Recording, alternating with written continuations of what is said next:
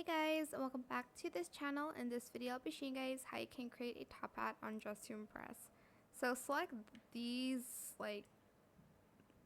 this hat. Why did I say these? Sorry. Then select this halo top here. It's not going to look like the most perfect. I'm just going to tell you that right now. Then you're going to select this hat, and then you're just going to color it like whatever color you want. And there it is. It looks like a top hat from certain angles.